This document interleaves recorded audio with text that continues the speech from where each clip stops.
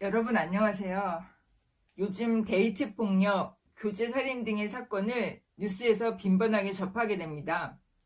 얼마 전 명문 의대생이 헤어지자는 여자친구를 목을 20여 차례 찔러 살해한 사건, 또 경남 거제에서 20대 남성이 교제하다 헤어진 피해자를 여러 차례 때려 숨지게 한 사건 모두 교제 살인입니다.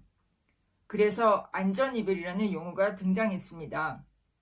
네이버 지식 백과사전에 따르면 안전이별이란 이별을 통보한 전 연인을 대상으로 폭행 등을 저지르는 이별 범죄가 급증하면서 자신의 안위와 자존감을 보전하면서 이별하는 것을 가리킵니다.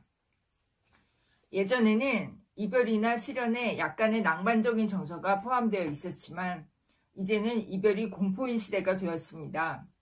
오늘은 실연이라는 감정이 무엇이며 그것을 감당하는 4가지 자세에 대해서 이야기를 해보겠습니다. 사람들은 사랑의 시작, 즉 사랑에 빠지는 것에는 많은 관심을 갖지만 사랑이 파국을 맞는 것에 대해서는 별로 생각하고 싶어 하지 않습니다. 그 이유는 실연의 아픔은 고통스럽고 그 감정에 적절하게 적응할 수 있는 방법을 잘 알지 못하기 때문입니다. 그렇다면 이런 슬픔에서 벗어날 수 있는 방법은 무엇일까요? 보이지 않는 심리를 읽는 마음사전에서는 그리스 신화 이야기를 통해 우리가 참고할 수 있는 4가지 방법을 보여줍니다. 첫 번째 사례는 메넬라우스가 그의 아내 헬레네를 되찾은 것처럼 사랑을 되찾는 것입니다. 메넬라우스는 그의 아내가 트로이의 왕자 파리스와 함께 도망간 것을 알고는 처음에 식음을 전폐하고 침울한 상태에 빠집니다. 그러나 곧 힘을 회복하고 아내를 되찾아 오기로 마음먹습니다.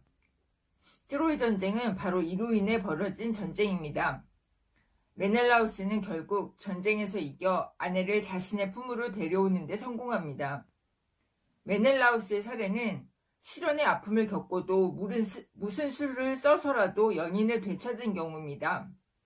그러나 이것은 사실 현실적으로 불가능하고 실연의 상처를 치유하는 데 가장 좋지 않은 방법입니다.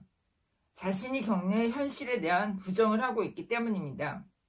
우리는 이별을 당하면 상대방의 진심이 아니라고 믿고 싶고 단지 꿈속에서 일어난 일이기를 원합니다.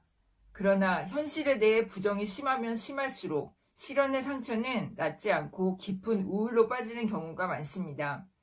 메넬라우스의 이야기에서 알 수 있듯이 메넬라우스는 사랑하는 여인을 되찾기 위해 전쟁을 일으켰고 수많은 사람이 그로 인해 죽어갔습니다.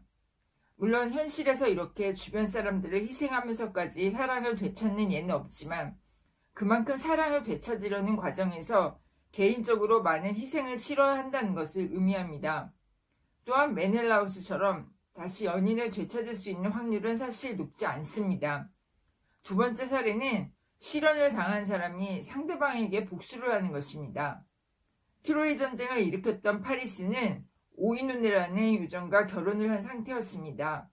오이노네는 상처를 낫게 해주는 능력을 갖고 있습니다. 파리스는 오이노네를 영원히 사랑할 것이라는 말을 어기고 헬레네를 데리고 트로이로 가버립니다. 파리스에 대한 배신감으로 사랑의 상처를 받은 오이노네는 자신의 상처는 치유하지 못한 채 깊은 우울에 빠져듭니다. 그리고 세월이 흐른 뒤 파리스는 트로이 전쟁에서 큰 상처를 입고 오이노네를 찾아가 도움을 요청합니다. 그녀는 파리스에 대한 복수심 때문에 그의 상처를 치료해주지 않아 죽음에 이르게 합니다. 이처럼 실연을 당한 사람은 사랑하는 만큼 증오심도 키울 수 있습니다. 교제살인도 결국은 집착과 증오의 감정으로 인해 일어나는 비극이라 할 수 있습니다. 세 번째 사례는 실연이 전화위복의 계기가 되기도 한다는 것입니다. 테세우스는 미노스 왕의 미로에서 미노타우로스라는 괴물을 무찔러야 하는 임무를 맡게 됩니다.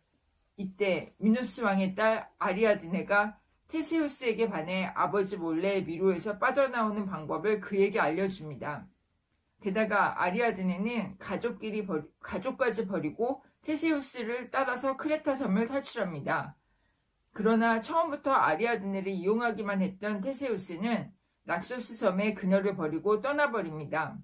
아리아드네는 울면서 혼자서 섬을 헤매다가 그곳에 있던 술과 관계의 신인 디오니소스를 만나서 결혼을 하게 됩니다. 시련을 당해 시리에 빠져 있을 때 의외의 인물이 나타나 자신의 진심을 보여주는 경우가 있습니다. 시련의 상처가 깊을 때 이런 사랑을 받아들이지 못하는 경우도 많지만 또 반대로 위로를 받다가 상대의 마음을 받아들이고 서로 연인이 되는 경우도 많습니다. 마지막으로 자신의 시련을 승화시키는 사례가 있습니다. 아폴로는 사랑의 신 큐피드를 놀린 죄로 사랑의 화살을 맞게 됩니다. 큐피드의 화살을 맞게 되면 처음 본 사람을 사랑하게 되는데 아폴론의 대상은 바로 다프네였습니다. 큐피드의 장난은 여기서 그치지 않고 다프네에게는 사랑을 거부하는 나파사를 쏘았습니다.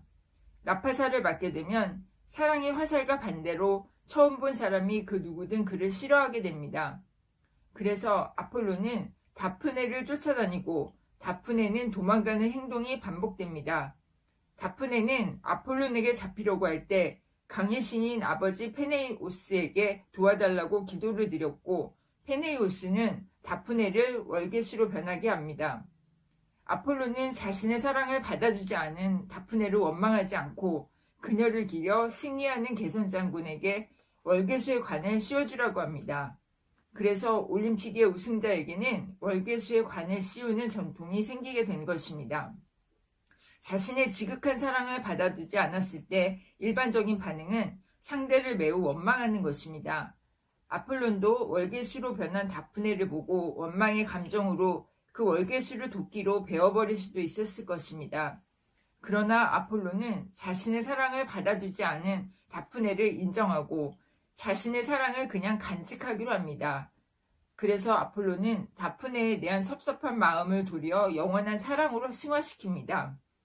시련을 당했을 때 거절당한 사랑을 기리는 것은 결코 쉽지 않습니다. 하지만 현실을 그대로 인정하고 상대를 존중했다는 점에서 아폴론의 시련에 대한 대응 방법은 한 수 위라고 할 수 있습니다. 시련을 당했을 때 사람들의 반응은 대부분 위의 4가지 범주에 속할 것입니다.